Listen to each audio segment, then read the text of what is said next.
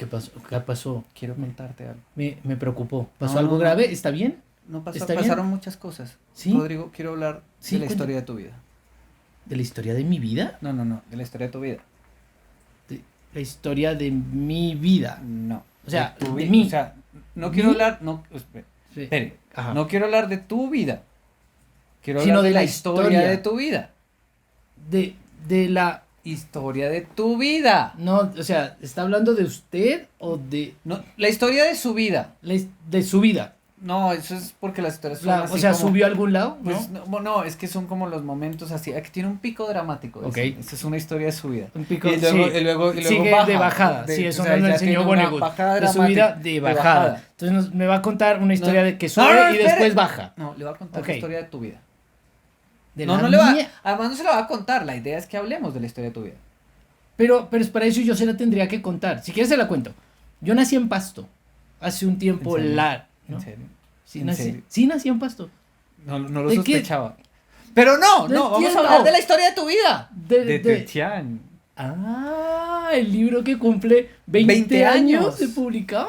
¡Ya pasaron 20 años! Ya pasaron 20 años. años. Y él nos contó la historia de tu vida. La de tu vida. Y la tuya también. Hola, amigas y amigos de Estereoscopio. Yo soy Rodrigo. Y yo soy Daniel.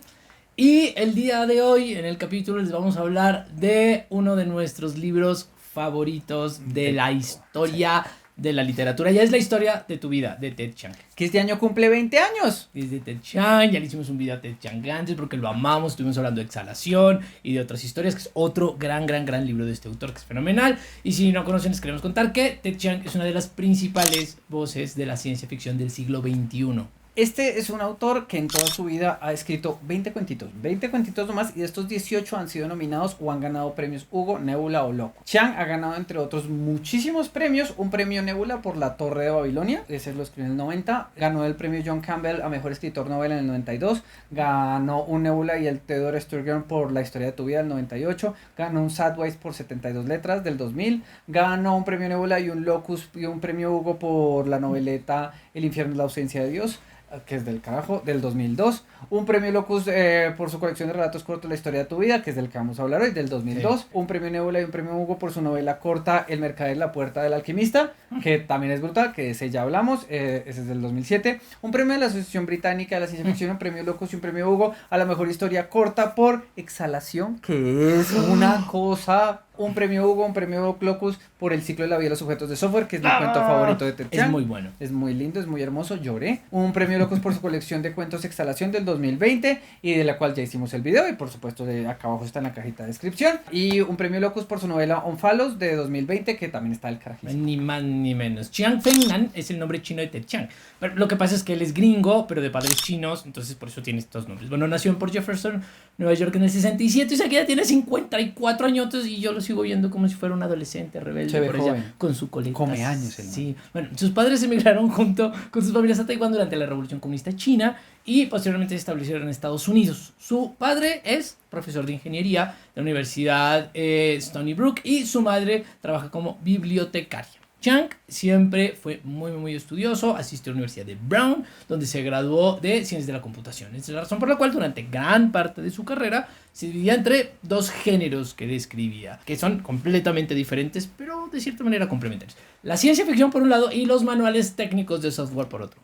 Ted Chiang fue a la escuela secundaria Port Jefferson en New York y obtuvo una licenciatura en Ciencias de la Computación en la Universidad de Brown antes de graduarse del Clarion Writers Workshop en el 89. Sí. De su vida no se sabe mucho, la verdad, quisiéramos ser más chismosos, pero él es una persona muy reservada.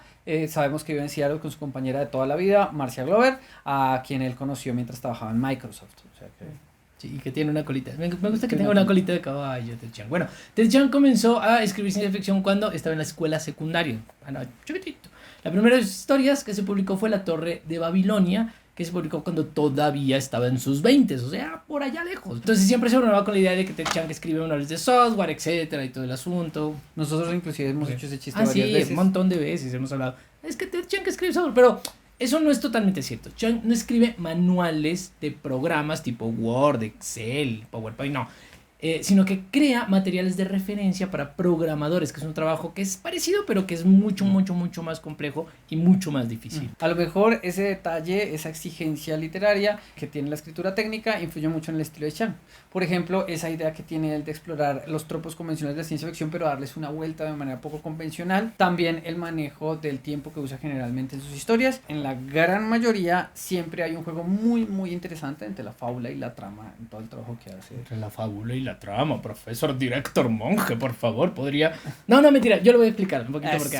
Bueno, la idea es que la fábula y la trama son dos cosas parecidas, pero son diferentes. La fábula es la historia tal como pasó una relación causa-consecuencia, digamos que es lineal, es decir, la historia como es en el mundo real, no como es contada. La trama, por el otro lado, es la historia cómo se narra, cómo se presenta a la otra persona. Digamos que es una de las herramientas más importantes que tiene un escritor, porque es justamente esta relación entre fábula y trama, cómo se administra la información a la persona que va a leer, que está leyendo y que tiene una serie de informaciones que va a estar con la historia. Entonces, Ted Chiang tiende a jugar un montón con esto. Por ejemplo, en el orden de las cosas, primero cuenta el final, después el principio, después lo mueve, o crea historias muy largas en muy poquitas palabras y después días, meses, años, inclusive siglos, pasan en un par de frases y todo esto lo hace de manera increíble, magistral. También a veces maneja diferentes voces que muestran el mismo hecho desde diferentes puntos y eso crea como una visión como estereoscópica, justamente.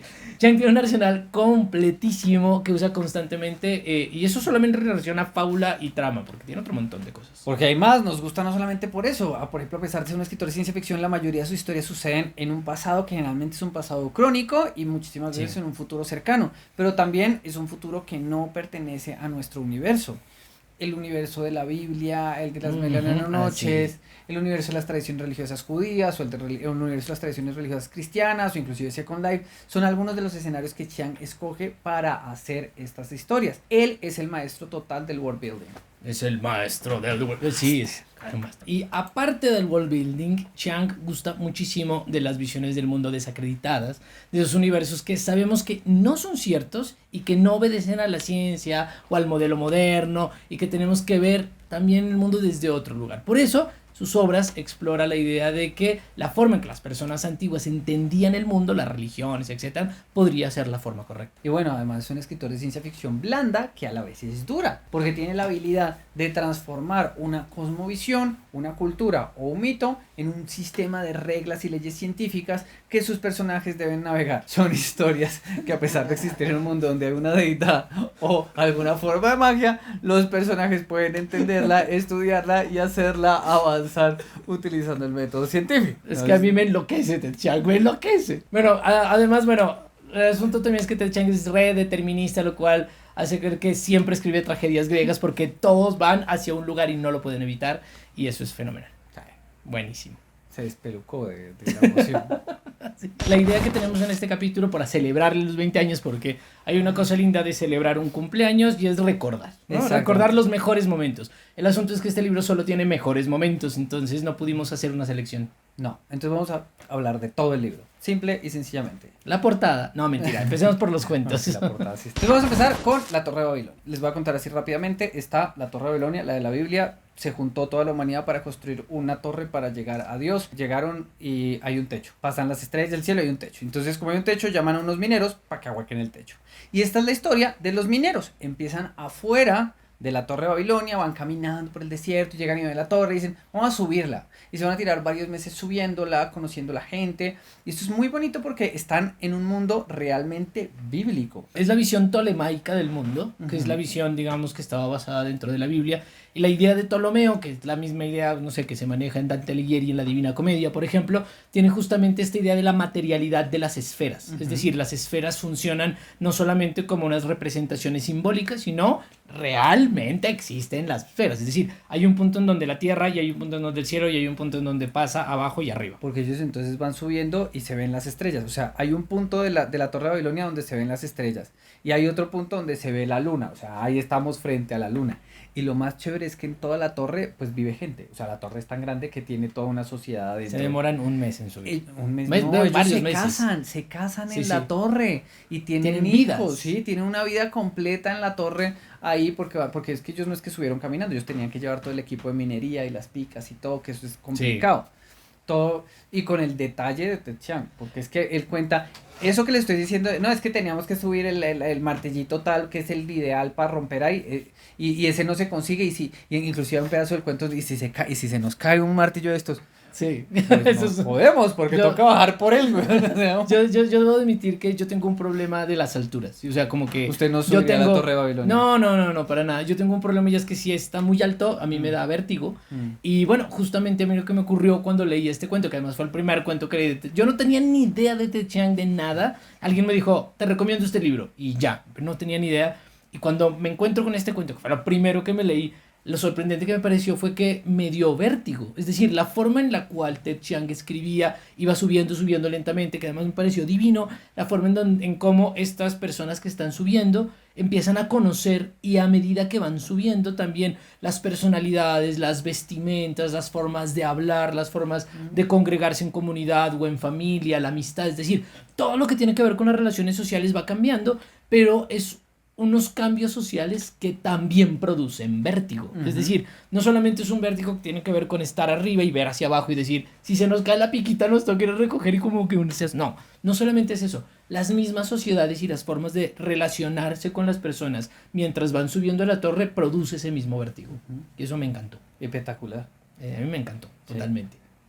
El segundo texto de la historia de tu vida, de la tuya, de la mía y de la tuya, se llama Understand, que la tradujeron como comprende. Me comprende, Méndez. Comprendes, Méndez. Comprendes, Méndez. A mí este cuento me pareció como a la primera vez que lo leí me asombró, porque realmente es un tópico muy utilizado en la ciencia ficción. Y cuando yo lo empecé a leer, realmente yo dije, ay, tan buen cuento el primero y el segundo sale con estas. Sí, porque vengan les cuento. ¿Han visto Limitless, la película del Sí. güey que se toma una pastilla sobre superinteligente? O Es- Lucy, la Sí. que se le inyecta una cosa y se vuelve superinteligente. Es ¿Han eso. visto toda la historia? Es historia. Es eso. ¡Pero la hace bien! Exacto. Claro, cuando yo lo empecé a leer, realmente, yo lo leí en este orden, etcétera, no tenía ni idea, me encantó la Torre de Babilonia, y cuando leí Understand, yo dije, hombre, yo creí que era bueno, porque pensé que era un tópico tan utilizado en la ciencia ficción, que era como otra vez alguien escribiendo lo mismo. Sí, La cosa es que a medida que voy avanzando... en el cuento que alguien dijera como, el ser humano solo utiliza el 99, el 90%. ¿Y qué pasaría si utilizara el otro 10%? Sí, tal Sí. cual. Tal cual. No lo dice, No. es cool, es un Aunque cuento. creo que igual es al revés, creo que es el 10. Bueno, no. Bueno, no sé. sí, un porcentaje que es que... Bueno, no lo dice, no pero que el nosotros asunto... lo usemos. El asunto es bien interesante porque además está narrado en una especie de primera persona. Sí, es como el diálogo, como el ratón. Sí, como Flores para Algernon, pero al revés. Exacto, es O sea, para sí es al Algernon, revés, pero no al revés. Flores para Algernon, pero solo para arriba. Y entonces llega un punto donde, claro, y llega un punto donde uno ya se vuelve tan inteligente y tan poderoso que la única opción es querer dominar el mundo un poquito. Sí, Porque obviamente. es que ellos son bobos.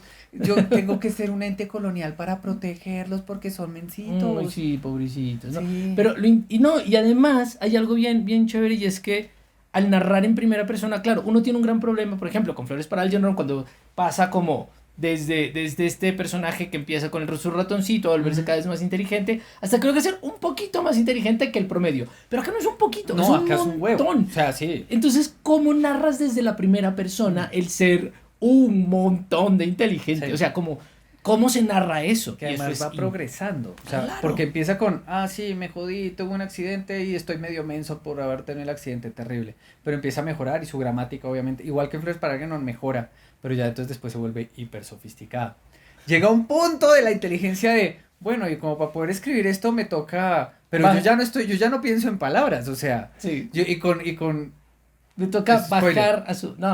bajar a su nivel Sí. y utilizar palabras porque ustedes utilizan esos rudimentos terribles del lenguaje, qué cosa tan limitada. Y entonces empieza eso y después, aunque lo importante, y no es, o sea, para no hacer spoiler, simplemente comentarles que esto es solamente el principio del cuento. Ujú. Porque después No les empieza a estamos desarrollarse contando, una sí, acción. Estamos súper anti-spoiler con esto. Sí. Le estamos contando las primeras 5 hojas de un cuento como de 40. Sí. Y palabra que no le estamos spoilerando nada, pero es para que ustedes se antojen porque esto es, uno dice como, ay, tan güey, es un lugar común.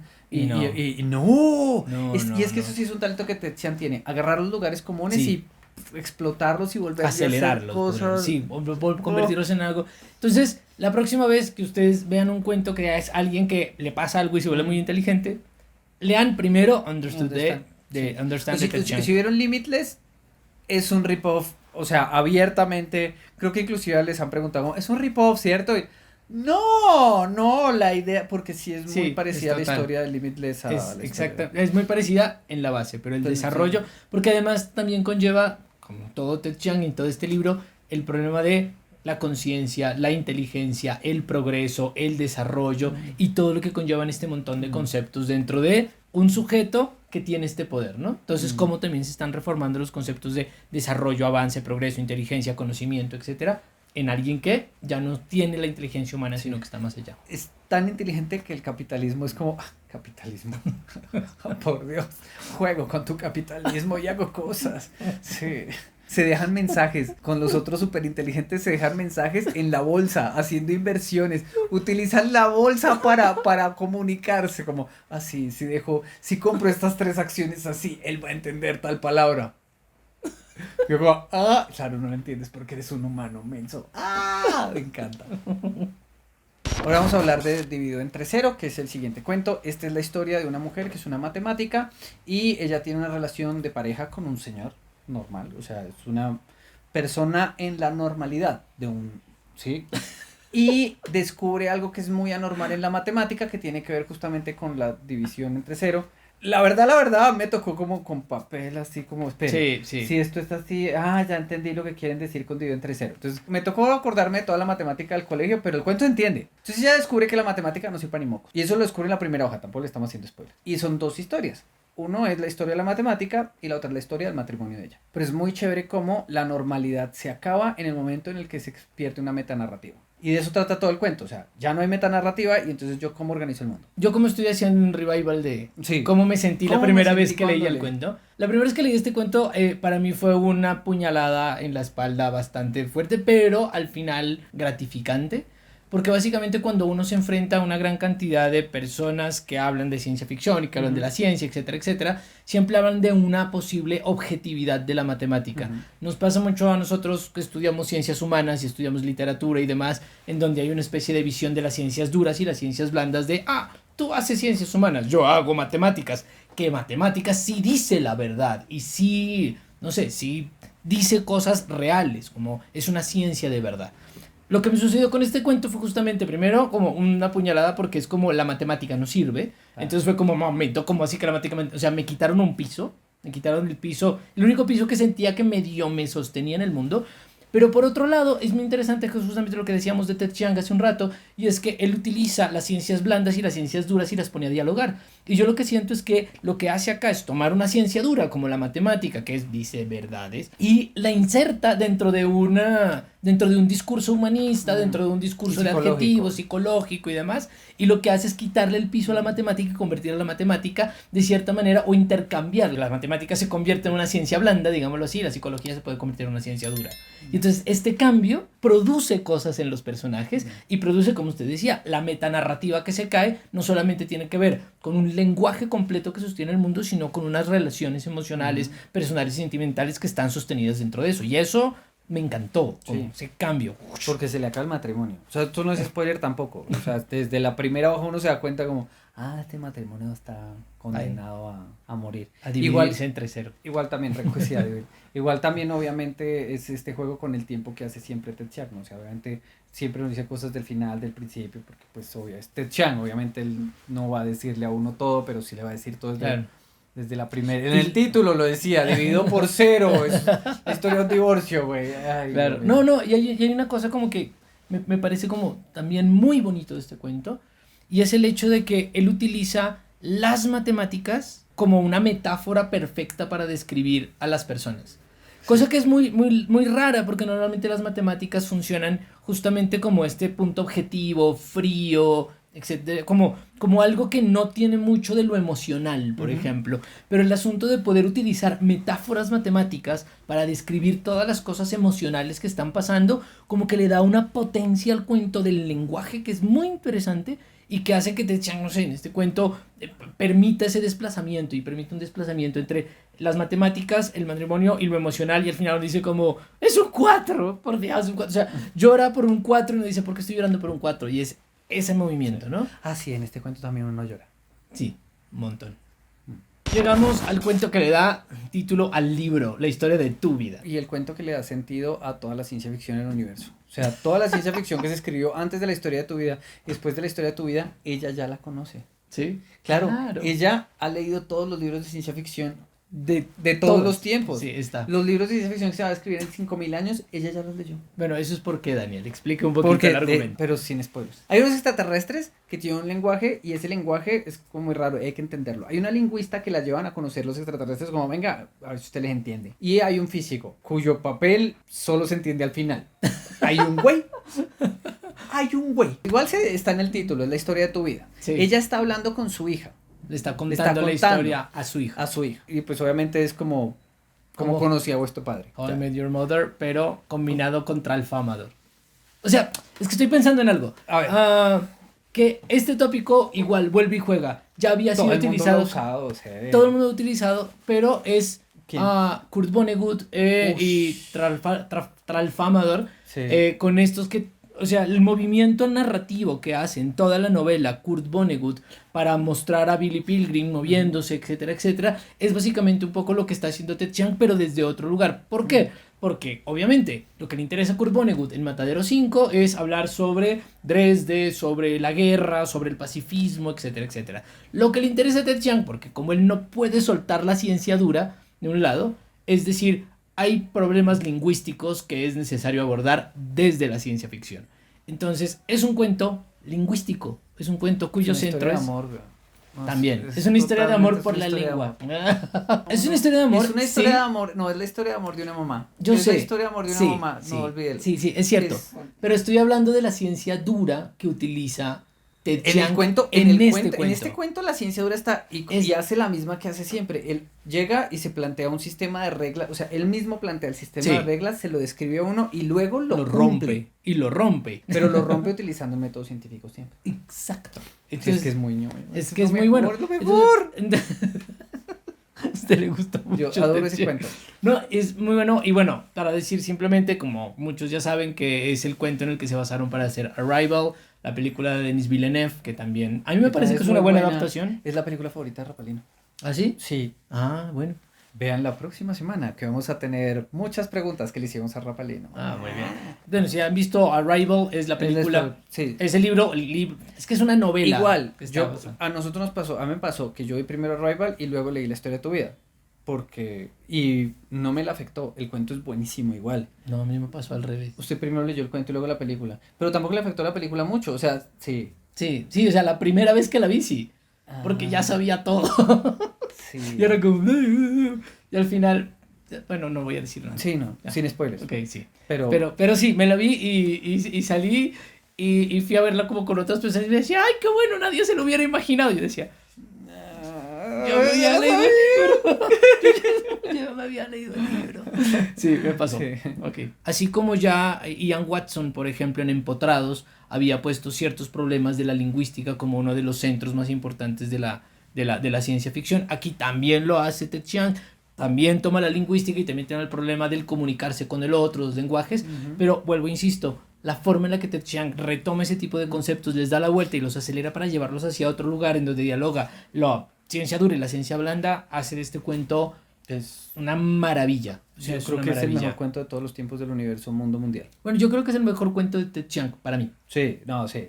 Es que objeto de vida de los objetos de software pelea, pero para mí la historia de tu vida gana. Uy, es que Cuéntanos en los comentarios. Sí, dejen los comentarios. Oiga, de verdad, comenten. ¿Cuál es su cuento favorito de Ted Chiang? Acá. Ya, serio. Y de tu vida. Es magnífico, se llama 72 letras. 72 letras es un cuentazo. Sí. Este es un mundo donde la idea del golem, que si ustedes conocen la tradición del golem, que es una forma humana hecha en barro que se le pega un papel, que tiene unas letras, y la palabra de Dios que se le pega en la frente anima el golem. Entonces esto parte de la tradición judía, realmente no soy muy experto en eso, lo manejo por la película del golem del expresionismo alemán. O por Los dioses deben estar locos 2. O por los dioses, uy, qué buena película, Los dioses deben estar locos 2. Mentiras, no crean lo que dije, porque ahora voy a decir, no les creemos porque les gustan Los dioses deben estar locos 2. Pero sale un golem en Los Sí, dioses pero deben sale un estar golem, pero es un golem chino que salta. Sí, no es un golem, no es un golem. Y además es un ser humano, o sea, es una momia golem, no. Ya, Esto pero se el fue- cuento, el cuento. Sin embargo, seguro este fue el proceso de pensamiento de Ted Chiang. Totalmente, creo que acabamos de descubrir que a Ted Chiang se le ocurrió este cuento viendo Después, en Los dioses deben estar locos parte 2. El cuento. el cuento. Entonces este es un mundo donde existen los golems, inclusive los niños de pequeños juegan con golems de juguetes y uno les puede poner y caminan. Sí. Uno puede animar cualquier materia si tiene las palabras correctas. Entonces uno hace cualquier cosa, le pega y la cosa se mueve. Pero las palabras deben ser las palabras correctas. Y acá viene de lo que trata 72 letras, software libre. Toda la historia es avaricia corporativa y software libre. Entonces hay unos güeyes que le van al software libre que obviamente quieren que todo el mundo tenga acceso a las palabras porque con las palabras pueden animar. Y entonces inclusive hay una discusión, hay una escena muy hermosa de una discusión súper marxista en la que se habla de acabar la forma en la que se está moviendo la sociedad para cambiarla por una forma sin enfrentamientos en la que todo el mundo tenga acceso a los medios de producción. ¿Cuáles son los medios de producción en este mundo? Las palabras, o sea, software. Y en las mejores universidades del mundo, los ingenieros y los que son ingenieros religiosos están tratando de adaptar las palabras de Dios para que funcionen mejor. Y hay unos manes que, bueno, ya se meten un poco con o sea, y muestra cómo la ingeniería electrónica en nuestro universo, de verdad, evolucionó en ingeniería genética. Y acá también, claro. En este universo también, entonces si yo puedo animar, pues también puedo animar fetos, güey, puedo animar lo que sea con palabras así, y entonces, y se pone muy demente al final, porque claro, es Ted Chiang literalmente diciendo, bueno, si en este mundo el software es, porque todo el cuento es sobre cómo controlar el copyright de las palabras. Y Ted Chiang dice, bueno, ¿qué podría pasar en este mundo si se enloquecen con las palabras? Y habla mucho de la avaricia, habla mucho de la soberbia, habla mucho de Dios. Porque esto es un mundo donde Dios existe y hay un chingo de gente que escoge, o sea, seamos honestos, si nosotros viviéramos en un mundo donde yo le coloco una palabra a algo y esa cosa empieza a moverse porque es la palabra de Dios, yo me paniqueo. Inclusive hay unos manes que como en la hoja 5, todavía no estamos echando spoilers, creemos. No. Pero como en la hoja 5, el protagonista, porque además cuenta toda la historia de la vida de nuestro protagonista. Cuando era pequeño jugaba con los juguetes, cuando estaba en el colegio, y en la universidad aprendí a hacer esto y no sé qué, y luego entré a trabajar junior en no sé dónde. Así todo es Leonardo DiCaprio, güey, pero en este mundo de la programación. Sí. Entonces imagínense, este es un mundo donde Dios existe, es obvio, y toca portarse bien porque hay una religión que dice... Pues, y hay unas palabras. Le gusta mucho el cuento. No les voy a spoilerear nada. Les gusta mucho el cuento, entonces simplemente voy a decir una cosita chiquitita. Yo lo vi desde otro lado. Ah, ¿no es software libre? O sea, sí es software libre y sí tiene que ver con programación y sí tienen que ver con las palabras, etcétera, etcétera. Pero también tiene que ver, para mí, en el momento en el que estaba leyendo, volvamos a recordar, 20 años atrás, cuando leí por primera vez ese cuento, estaba leyendo también a los filósofos posmodernos. Oral. Que dicen que no hay nada por fuera del lenguaje. Entonces, en el momento en el que la palabra, que es la palabra de Dios, pero entonces, ¿cómo es la forma en la que Dios puede expresarse dentro de estos? A través justamente de la palabra.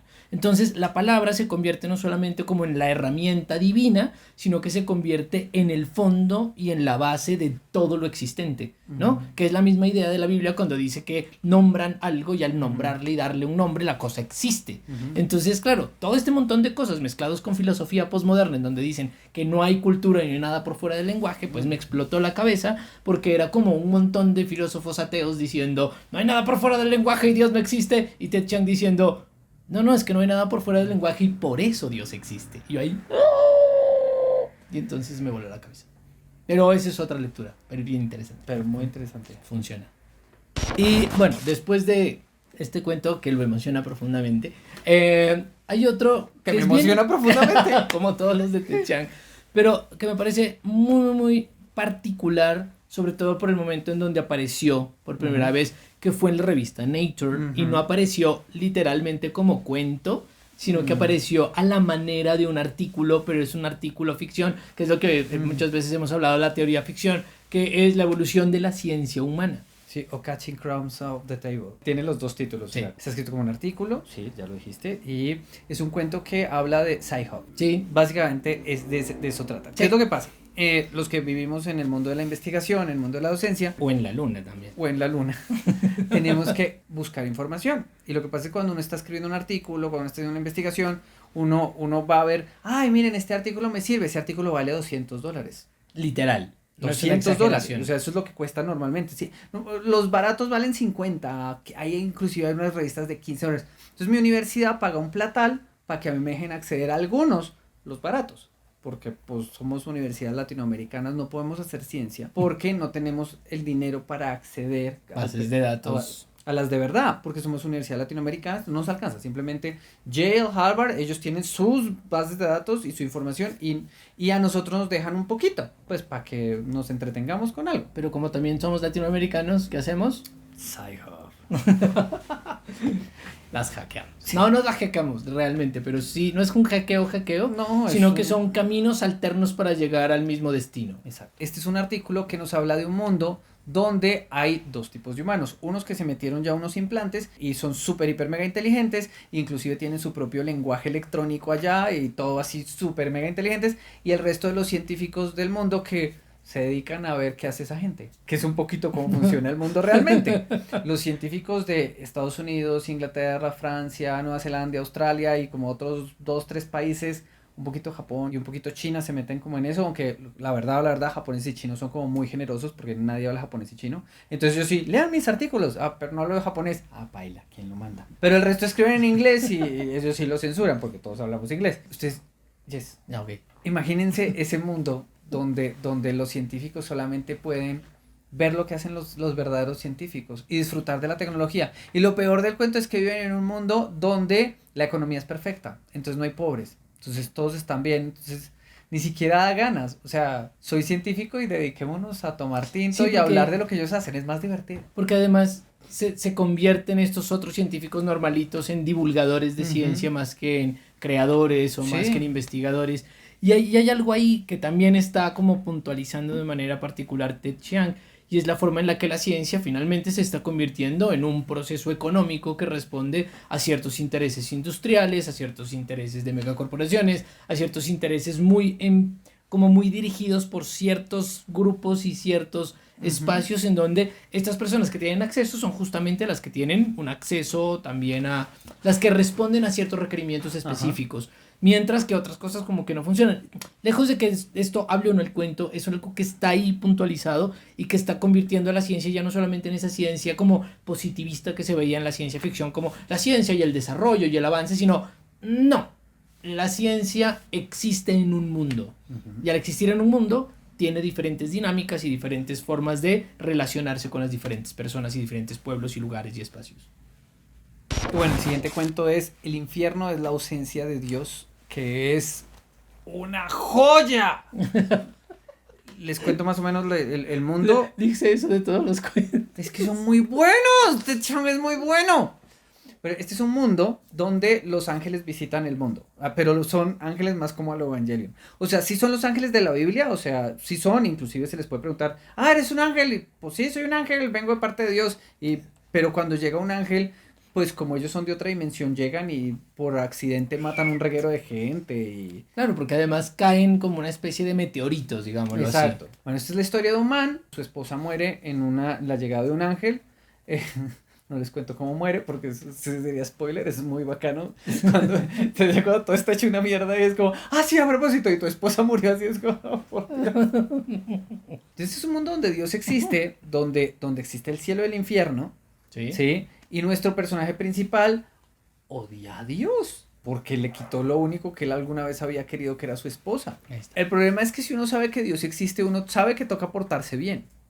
Y esto es lo más chévere, porque en este mundo, sabiendo que el que le hizo cosas malas se va para el infierno, igual hay gente que sigue portándose mal. Hay soluciones, ¿no? O sea, por ejemplo, si yo me porté muy, muy mal, yo puedo tratar de ir y tocar un ángel. Y si yo voy a donde están los ángeles y no me muero, pues me voy a volver un iluminado y ya se me perdonan Claro, mis pecados. Claro, porque acuérdense todo lo que tiene que ver con la Biblia, de cuando Moisés, no, sí es Moisés el que toca al ángel, que tiene que ponerse un papel encima de la cara, y se vuelve un iluminado, y se le brilla el rostro, y todo este montón de cosas. Porque dicen los dioses deben estar locos. También, parte 3.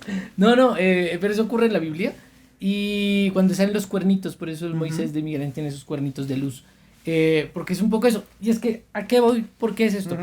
Claro, ¿qué es lo que ocurre en la Torre de Babilonia? Es justamente, hagamos el mundo ptolemaico como si fuera algo que existe realmente y juguemos con esas bases, con las bases del mundo. ¿Qué es lo que hace en 72 letras? Bueno, juguemos a que todas estas creencias judías de la Cábala son reales y juguemos con eso y exaltémoslo. ¿Qué es lo que hace acá? Juguemos con esos mismos mundos, pero en el mismo mundo que tiene que ver con los ángeles y los demonios y toda esta imaginería cristiana. No hay demonios. No, perdón. Ángeles y toda esta imaginería, perdón, se me olvidó. Sí. El asunto tiene que ver con que vuelve y juega. Ted Chiang toma estos mundos, cosmovisiones que se consideran míticas y cosmogónicas y un poquito, y las convierte en materia real, digámoslo así. Y esta materia real empieza a decir, bueno, vamos a verlo desde el método científico. Y con el método científico, ¿qué pasa? Bueno, si es un ángel, tiene que caer, tiene que matar gente, Dios existe, cómo se comporta la gente. Y todo ese montón de elementos que están configurando ese mundo, que obviamente en la Biblia se narran como ficciones, pero lo que hace Ted Chiang acá es tomar esas ficciones y convertirlas en mundos, en world buildings, ¿no? O sea, hagamos que esta ficción sea un mundo como real, entre comillas, pues real, verosímil, y ¿qué pasa si este mundo es verosímil? Y simplemente el hecho de que lleguen los ángeles hace que todo se modifique. Igual como siempre la historia de una persona. Ted Chiang rara vez se pone a contar la historia de mucha gente. Solo tiene un cuento donde hace eso. El resto del tiempo sus cuentos son, sí está este mundo súper diferente, pero hay una persona. Y les voy a contar la historia de la vida de esa persona. O sea, es la historia de tu vida. Y la tuya también. Lo digo.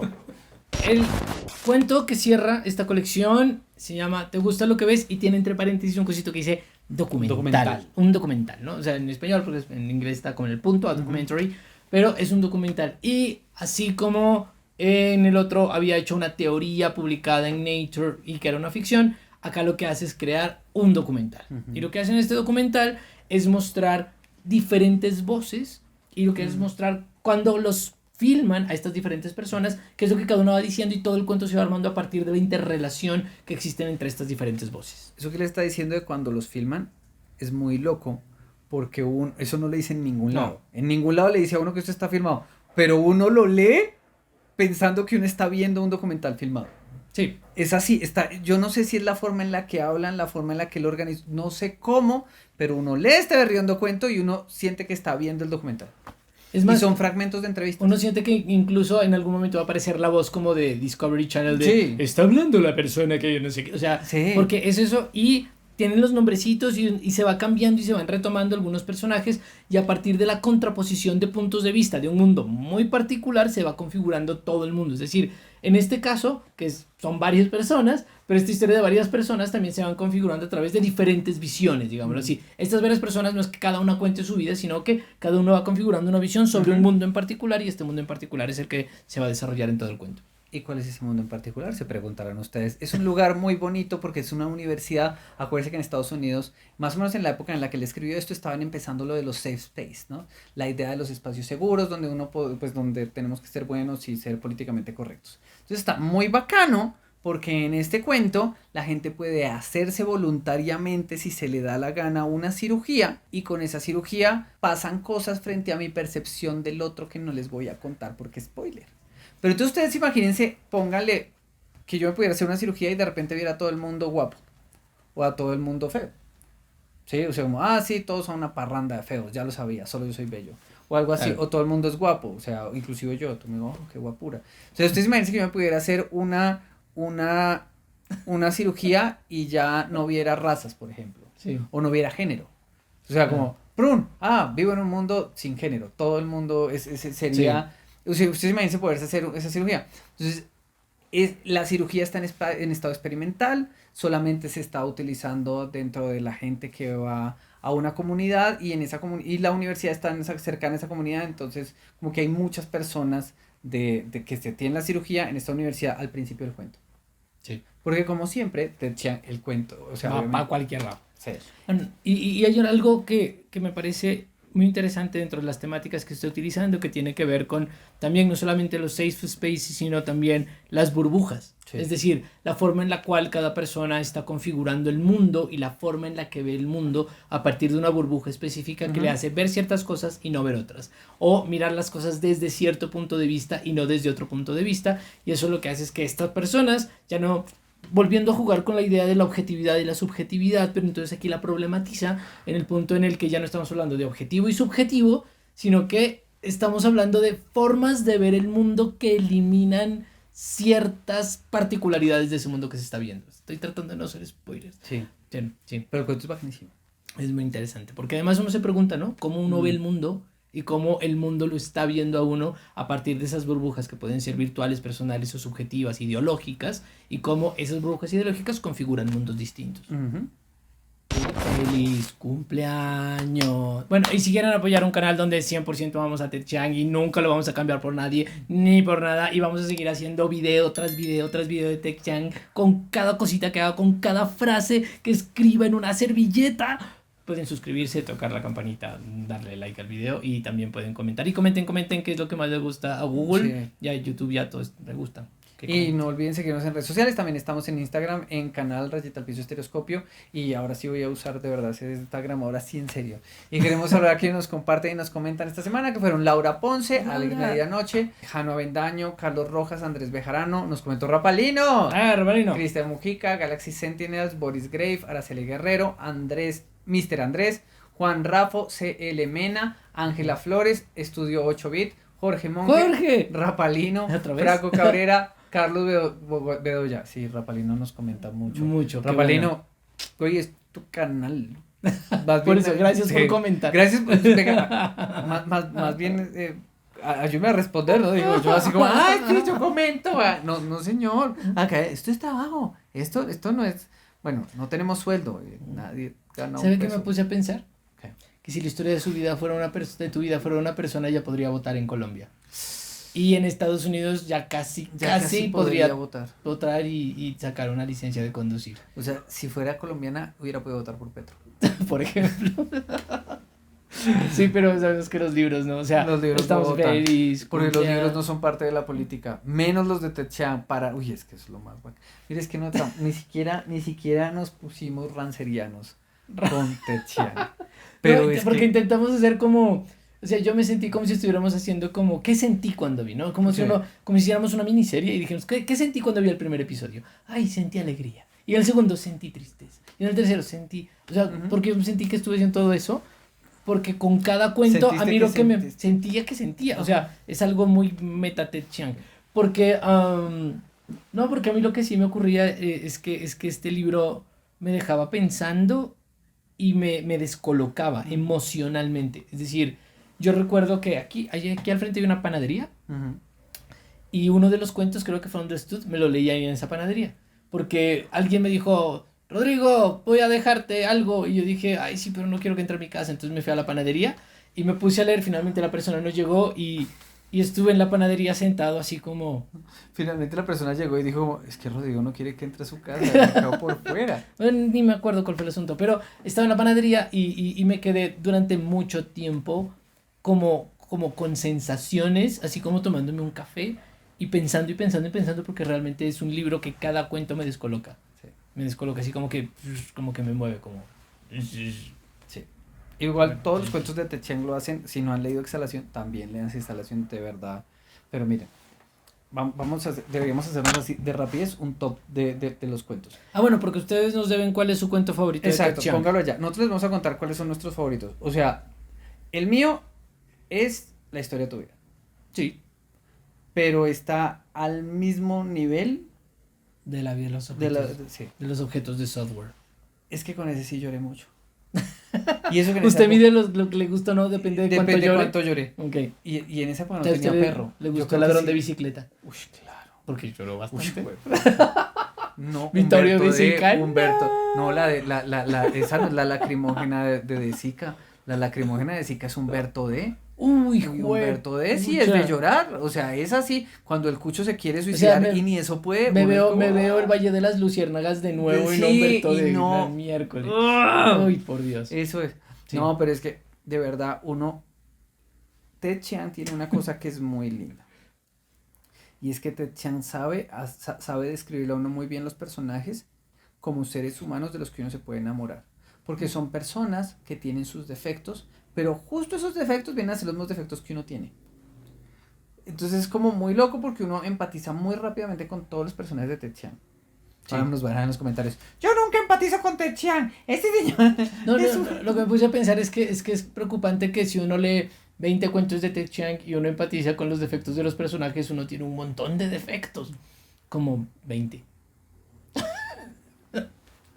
Ok, ya, me callo, no digo más. Y con esto finalizamos nuestro video de hoy. Ok, Muchas gracias.